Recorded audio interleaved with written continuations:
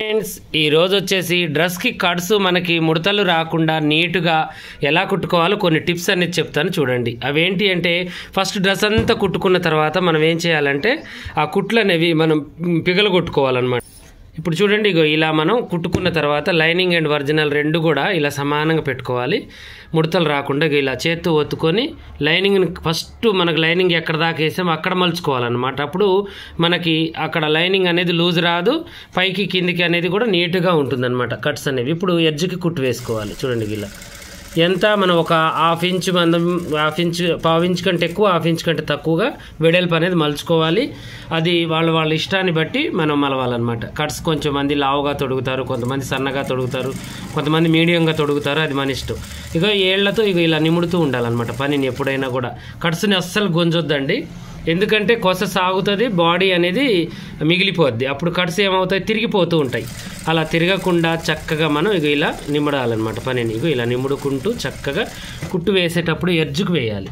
ఇక ఇలా ఎడ్జ్కి కుట్టు వేసుకొని ఇప్పుడు అక్కడ మనం కట్స్ దగ్గర పైకి వచ్చేసరికి అటువైపు సగం ఇటువైపు సగం ఇలా మలుచుకున్నాం కదా, ఇక ఇలా మలిచేసి ఈజీగా మనం చూడండి ఇలా కుట్టు వేసుకోవాలి.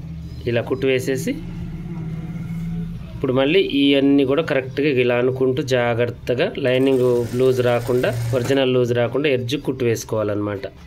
చిన్నగా ఇలా కుట్టుకోండి. కట్స్ దగ్గర హడావుడి చేయొద్దండి. సీనియర్లు అయితే ఎంత హడావుడి చేసినా ఏం కాదు, కానీ కొత్తగా నేర్చుకునే వాళ్ళకైనా ఇక కట్సే కదా అని హడావుడిగా కుట్టే వాళ్ళకి మాత్రం తిరిగిపోతాయి. చాలామంది డ్రెస్సులు కుడుతూ ఉంటారు చూడండి, కట్స్ లైనింగ్ అనేది తిరిగిపోయి బయటికి కనబడుతూ ఉంటుంది. అలా కనిపించొద్దు అనమాట ఎప్పుడైనా కూడా. కట్స్ అనేది కట్స్ లాగా స్ట్రైట్గా నిలబడాలి. ఇప్పుడు నిలబడుతుంది చూడండి ఇలా. ఒక కుట్టు అయితే అయిపోయింది. ఇప్పుడు రెండో కుట్టుని మనం ఇలా అనుకొని మనం ఏం చేయాలంటే ఈ కట్స్ని ఇలాగే పెట్టేసి ఇంకా చూడండి వెనక ఏలికి ఇలా ఒత్తి పట్టాలన్నమాట. చూడండి ఇలా ఒత్తి పడితే ఒక కట్స్ ఏంటంటే మనకి అటునుంచి వచ్చే కుట్టుకి ఇటునుంచి పోయేటప్పుడు మనం ఇలా ఒత్తి పట్టామనుకోండి, కట్స్ అనేది మెలికే తిరగదు ఎప్పుడైనా కూడా, గుర్తుంచుకోండి. ఇలా ఒత్తి పట్టి చక్కగా స్టిచ్చింగ్ అనేది చేసుకోవాలి.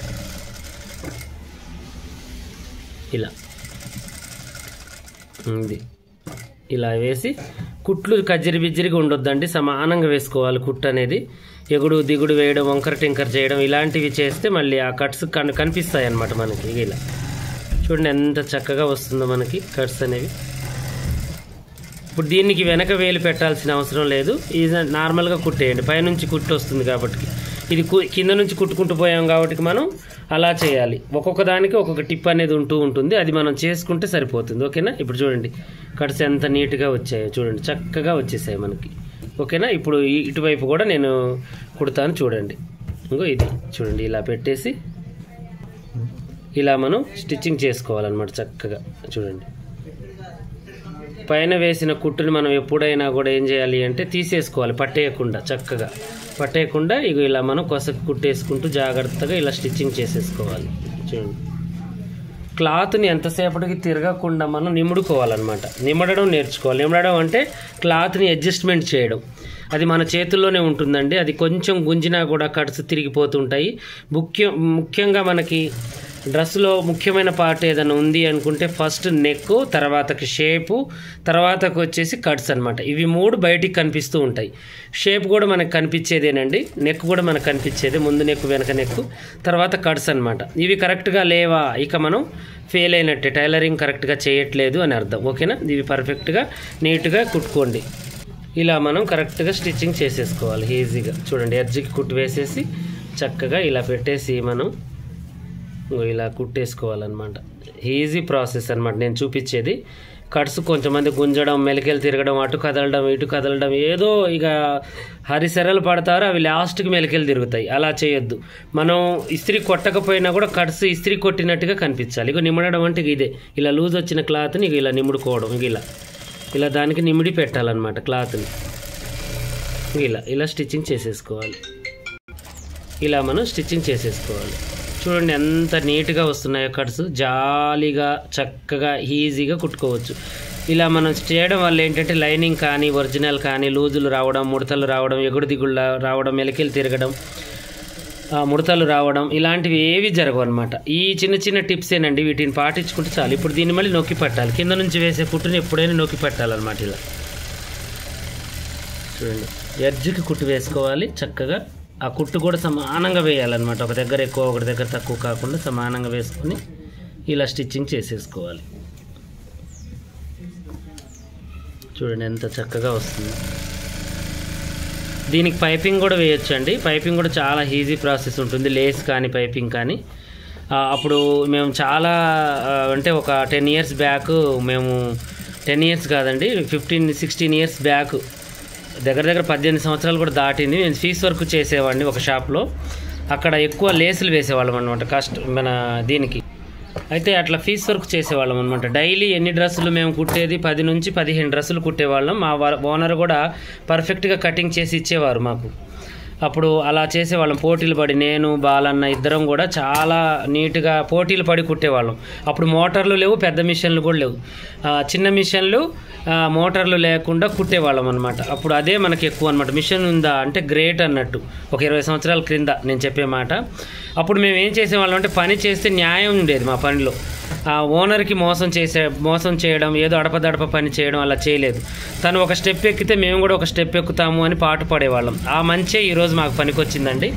ఈరోజు ఈ స్థాయికి మేము వచ్చాము అంటే మా ఓనర్కి, అంటే మాకు నేర్పించిన వాళ్ళు కాదండి, మమ్మల్ని నమ్ముకొని పని పెట్టుకున్న వాళ్ళకి మేము ఒక స్థాయిలో ఉంచాలి అనుకున్నాము, ఉంచాము కూడా. తను మా వల్ల చాలా మేము తనకి రైట్ హ్యాండ్ లెఫ్ట్ హ్యాండ్ లాగా మేము ఇద్దరం ఉన్నామండి. మా ఓనర్కి, తన పేరు హరి, తను ఇప్పుడు లేడు, కాలం చెల్లించారు. చాలా మంచి వ్యక్తి. తను ఎక్కడున్నా కూడా స్వర్గం ప్రాప్తించాలని అందరూ ప్రార్థించండి. తను మాకు ఫీస్ వర్క్ ఇచ్చిన మంచి మహానుభావుడు అనుకోండి. ఇక్కడ మేము ఈ స్థాయిలో ఉన్నాము, ఈ హుజూర్నగర్లో మేము ఇప్పటికి కూడా కుడుతున్నాము అంటే దానికి అర్థం పాపం తను మమ్మల్ని చాలా హెల్ప్ చేశారు. చాలా మంచి వ్యక్తి కూడా. తన దగ్గర మేము వర్క్ చేసాం, కాకపోతే ఫీస్ వర్క్ చాలా తక్కువ అనమాట. 9 రూపాయల నుంచి స్టార్ట్ అండి, మాకు 17 రూపాయల దాకా ఉంది ఫీస్ వర్క్ డ్రెస్కి. కానీ అప్పుడు మనం 10 డ్రెస్సులు కుట్టినా కూడా 100-120 వచ్చాయి. కానీ ఆ రోజుల్లో 100-120 ఎక్కువ అనమాట.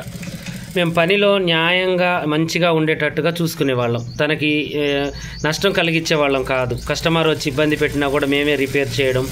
ఎందుకంటే మనం ఒక దగ్గర పని చేస్తున్నాము అంటే అంత తనదే, మాదే ఉంది, మాకు అవసరం లేదు అన్నట్టుగా ఉండకపోయేవాళ్ళం, న్యాయంగా ఉండేవాళ్ళం. అది మాకు ఏంటంటే పుట్టుక నుంచి మా అమ్మ మా నాన్న నాకు కానీ బాలన్న కానీ నేర్పించాం. అందువల్ల మేము ఇద్దరం కలిసామేమో స్కూల్లోనే. ఆ మంచితనం వల్లనే మేము ఇద్దరం కలిసి ఉండడం వల్లనే ఇంత దూరం ప్రయాణించగలిగాము. మా జీవితంలో అయితే అంత మంచి జరిగిందండి. కష్టపడ్డా ఈరోజు సుఖానికైతే వచ్చాము, ఒక నలుగురికి ఆదర్శంగా నిలబడ్డాము. ఇప్పటికి కూడా నిలబడాలనే ఆశతోనే అన్నీ కూడా మేము పెట్టుకుంటున్నాము. ప్రతిదీ కూడా అందరూ మీలాంటి కస్టమర్లు, మీలాంటి మాకు ఫాలోవర్ దొరకడం కూడా మా అదృష్టమే. యూట్యూబ్లో కానీ బయట కానీ చాలామంది మమ్మల్ని అభిమానిస్తారు.